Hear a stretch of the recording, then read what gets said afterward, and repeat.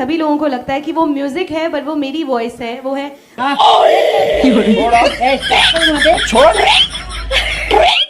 जैसे चिरी करती है। हम गाली भी नहीं देते बिना बात के। अच्छा गाली भी नहीं देते। ये मेरे पिताजी ने मुझे बचपन में सुनाया था। ये बोले बिना गाली दिए काम चल सकता है तो क्यों देने। जब जा रहे थे ट्रेन के अंदर, तो ट्रेन में जा रहे थे तो कहीं चाय वाय पीने उतरे तो वापस आके देखा तो उनकी सीट पे एक आदमी बैठा हुआ था। अब वो कि मेरी सीट मैं चाहता तो गाली देके उठा सकता था।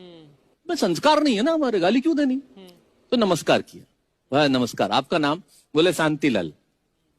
पिताजी बोले बहुत अच्छा शांतिलाल जी, आपके पिताजी का नाम?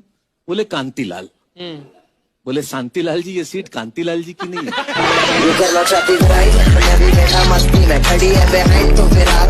इमरजेंसी के जमाने में मैंने एक मर्तबा ये कह दिया था कि सरकार चोर है, तो दूसरे दिन पुलिस स्टेशन पर मुझे बुला लिया गया। अफसर ने मुझसे पूछा कि आपने रात मुशायरे में ये कहा है कि सरकार चोर है। मैंने कहा जी हाँ, ये तो कहा है कि सरकार चोर है, लेकिन ये नहीं कहा कि हिंदुस्तान की सरकार चोर है, कि पाकिस्तान की सरकार चोर है, या अमेरिका की सरकार चोर है, या बरतानिया की सरकार चोर है।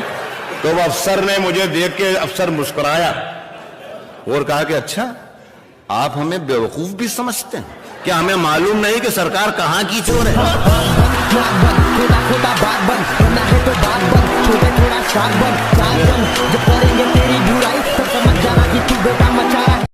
पति होते हैं तीन तरह के, एक होता है बहादुर, वो तो एक ही है।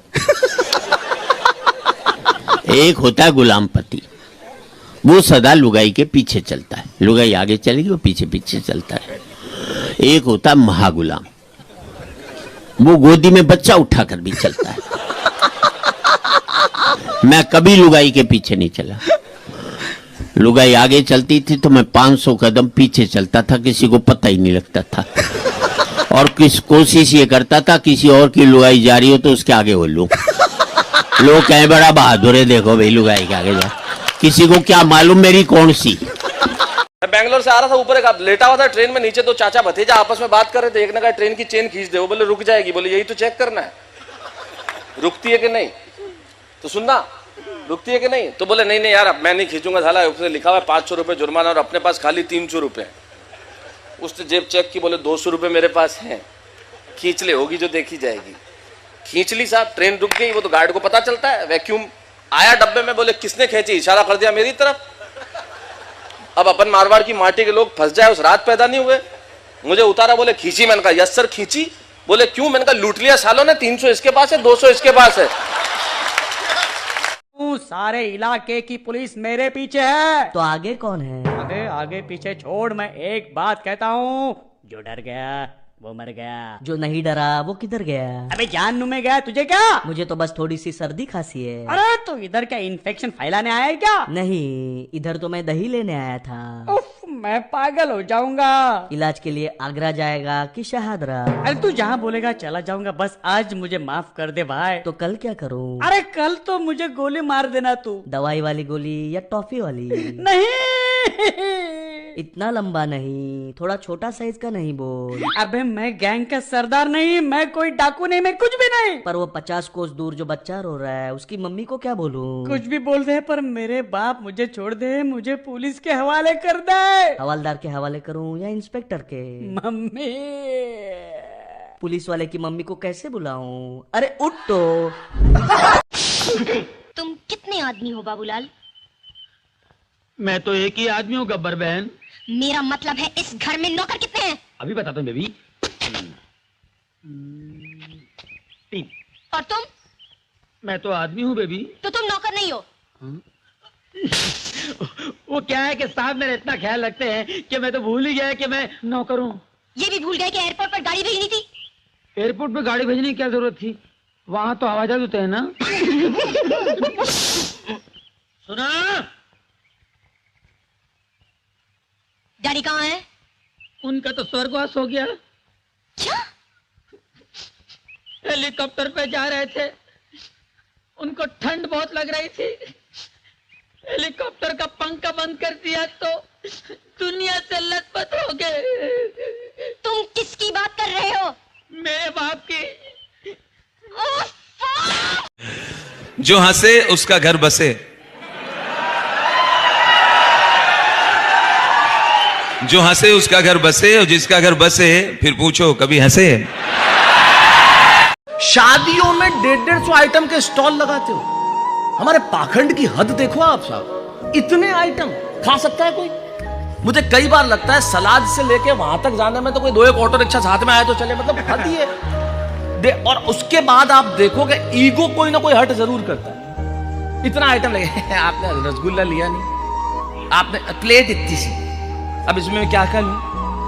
मुझे बताओ, इतने सारे आइटम के स्टॉल। अरे खाना शादियों में पहले होता था, पंगत बैठती थी, सारे लोग, एक परोसता हुआ आता था, क्या मजा आता था साहब, और बैठे हुए। अरे मजे की बात तो यह है कि जब पंगत बैठती थी और आप देते कि रायते वाला आ रहा है तो कटोरी लेकर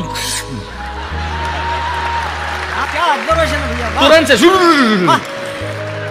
आ भैया, कोई आगे निकल जाए। मेरे दादाजी, वो कोई पंगत में बैठे, अंधेरा था, कोई आगे निकले, इधर इधर देख थाली में क्या गिरा है, तो इसमें तो कुछ नहीं है, तो डालना। ये बच्चा पढ़ता है इस स्मार्ट क्लासेस में, क्या नाम है तुम्हारा? मोहम्मद नाजिर हुसैन। क्या पढ़ाया जाता है इसमें? इसमें बहुत इतिहासकार के बारे में पढ़ाया जाता है। इतिहासकारी के बारे में पढ़ाया जाता है इस स्मार्ट क्लासेस में। जरा सोचिए, ये बच्चा पढ़ता है, कौन से क्लास में पढ़ते हो? 9th में। 9th में पढ़ते हो, कौन सा सब्जेक्ट पढ़ाएगा? इसमें बहुत सारे ताजमहल के बारे में बताया। एक सब्जेक्ट का नाम बताओ ना, सब्जेक्ट का नाम बताओ। अकबर, बाबर, ताजमहल, महाराणा प्रताप, नाम तो रखिए दोगे, गांधी जी का नाम रखिए दोगे, सब्जेक्ट बताओ कौन से सब्जेक्ट में तुमको ताजमहल के बारे में पढ़ाया गया है? सब्जेक्ट, अबे जल्दी बोल, कल सुबह पनवेल निकलना है। बिहार और बिहार के लोग। बिहार और बिहार के लोग कोई सब्जेक्ट होता है क्या 9वीं क्लास में? 10वां तो तुम नहीं पास करने वाले हो, घूसे दे के पास करोगे।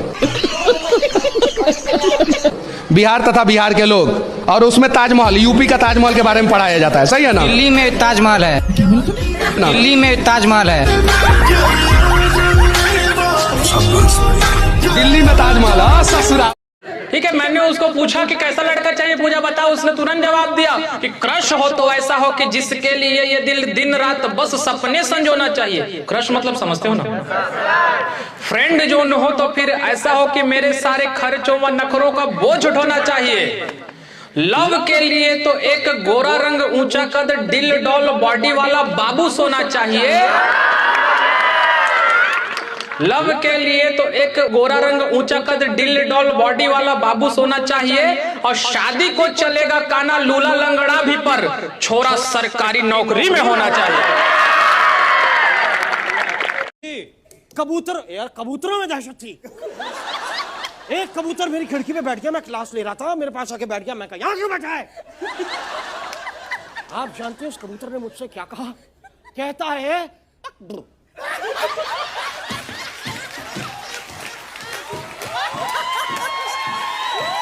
बचपन में हम हमारे दोस्त को खेलने के लिए बुलाने जाते थे उसके घर पे, तो उसके मम्मी पापा ऐसे देखते थे, टाइम से आ जाना, फालतू इधर उधर मत भागना। भाई साहब, आज 15 साल बाद भी कुछ भी नहीं बदला। अब उसकी बीवी घूरती है, कहाँ जा रहे हो? टाइम से घर आ जाना, नहीं तो गेट नहीं खोलूंगी।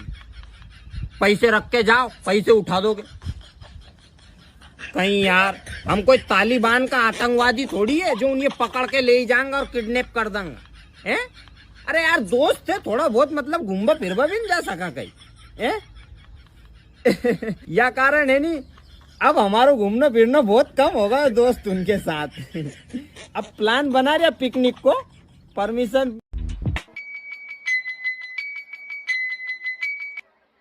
हेलो जेठा जी, आपने मेरा आवाज भी पहचान लिया? जी आपका नंबर मेरे मोबाइल पे सेव्ड है, इसलिए। बताइए कैसे याद किया आज आपने मुझे? नहीं, खास कुछ नहीं, वो एक शायरी बनाई है तो सोच रहा था आपको सुनाऊं। सुनेंगे? शायरी? हाँ। आपने? सुनाइए। सुनिए। सुना है प्यार में उड़ जाती है नींद, सुना है प्यार में उड़ जाती है नींद, काश कोई हमको भी प्यार करे क्योंकि हमको बहुत आती है नींद। सास ससुर सर्दी लगे। अच्छा। सास ससुर सर्दी लगे बीबी लगे जुखाम। अच्छा, साला तो सर दर्द है, साली राहत बाम। हाय हाय हाय हाय हाय हाय हाय।